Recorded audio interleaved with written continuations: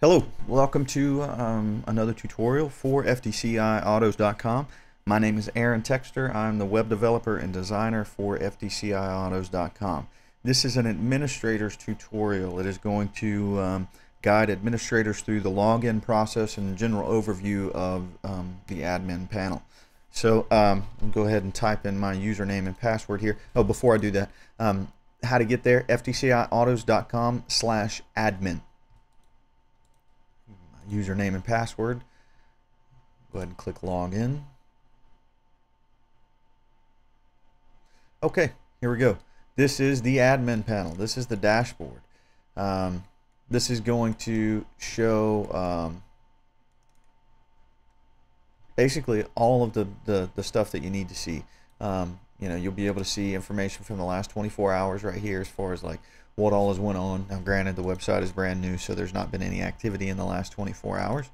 You can track your sales, catalog. You're most likely never going to use mobile. Customers, promotions, most likely never going to use that.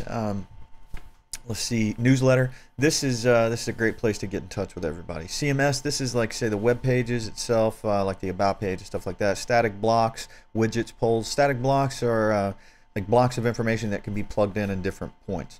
Widgets, exactly what it says. Polls is exactly what it says too. It's on the front end. There's one that's like, what's your favorite type of vehicle? SUV, truck, whatever, blah blah blah. That's where the polls are. Web forms. This is the different forms throughout the website.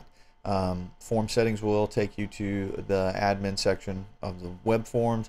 There's all kinds of stuff here you can do. This is a great little area if you're trying to get and gather information.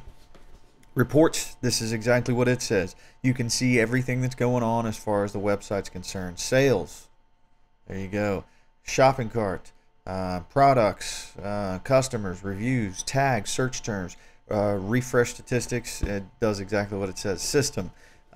Most likely you're never going to be using this either, and my suggestion is to stay out of here until you are more familiar with the back end, and at least familiar with Magento a little bit. There's some great tutorials on what does what and how to do certain things all over the internet, and if you need any help finding those, just let me know. Shoot me a message, an email or something, and I'll point you in the right direction. But there are a few areas that you can use without any problem. My account and notifications, I mean, those are kind of obvious, right? Transaction emails, that's exactly what it says, or transactional emails. This is the emails that say when someone makes a payment, this is the email that gets sent to them, or if they make a payment, it's declined. All of that stuff is taken care of there. Custom variables, you're not going to use it. Permissions, this is where you would say set up administrators and stuff like that. It's another area that you could feel perfectly safe with messing around in this area. Cache management is an area that if you edit anything in the back end of this, you will use the cache management section. Index management will be used as well, but not nearly as often as cache management. Manage stores. With this particular website, there's only one store. It's the car lot. There's not a bunch of different stores, so it's not going to be used. Order statuses, that allows you to will allow you to do a bunch of different stuff as far as like you can create pending orders or complete orders or whatever. You can do different stages of things. You probably won't use it because simply it's either a processing or it's a completed order or it's a failed transaction or you see what I'm saying? It's not a lot of there's not a lot of variables as far as your website in particular is concerned, as far as FDCIautos.com.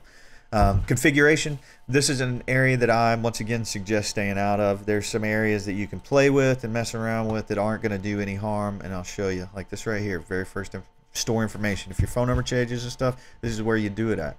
But down in here, you can start messing with some stuff that will, that could very well, if you change a few settings, could prevent the website from doing what it's supposed to do. One area in particular would be in the payment methods area. It's just, and if you don't know what you're doing, setting up a new payment method, you can mess things up. So I definitely prefer that this area of the website be stayed out of until there's a little bit further understanding of how Magento itself works. Not saying that you can't get to that point without any problem, just saying that there are a few things that can be kind of tricky to get back to or to remember where you did stuff. So as far as the general overview, let's go ahead and look at sales. There's not really any sales as far as the website's concerned right now, so there's not going to be a lot of stuff, but you can see everything that's going on. This is stuff from the original developers, and this is my recent stuff right here that I've done as far as making sure that everything works. So catalog, we'll go in there and go to manage products. You can kind of see some of the products in the back end. You can see what's going on. Let's see, categories, that's another area that you'll use pretty well too. Like as it stands right now, the only categories that are there are the categories for the type of vehicles we have. If you get a new brand, let's just say I don't know, you've got pretty much all of the, let's say you get like a Harley Davidson or something, you're going to have to come in here and add a new subcategory, and this is where you'll do it at. So search terms, that's different terms that people have searched. Google Sitemap, a lot of this stuff you won't use on a regular basis without without really knowing what you're doing. And at the same time, like I said, there's just not a lot of this that's being used as far as the website itself is concerned. But there's a lot of really cool stuff in here that you can play around with. So let's see, like tax is not used at all. There's no taxes on the website. Mobile apps, we're not using any mobile apps. Customers, you can manage the customers. You'll definitely use this area. This area will allow you to do a bunch of different things with the customers. Customer groups, this is where you control basically how much someone is paying for their car payment and things like that. And I'll go over that here in a little while and show you kind of how that works. We'll do a whole video for this alone. Promotions, I mean, unless you're doing like a referral program or something like that, where it's like, hey, if you send somebody my way, I'll give you a 10% off your car payment type of deal, then you're probably never going to use this area either. Newsletters, you will use this if you send newsletters and stuff like that out. There's nothing in here now, but if we need to set some stuff up, just let me know and we'll do it. CMS pages, we'll go ahead and look in here. And this will kind of show you, look, about us. Boom. There we go. This is, you can see that this is how some of the pages are. Static blocks, widgets, polls. Static blocks, you probably won't ever use. Widgets, you won't ever use. Web forms, you probably won't ever use it either, but they are implemented throughout the site. Let's see, reports, you can use it, sales and orders and stuff like that.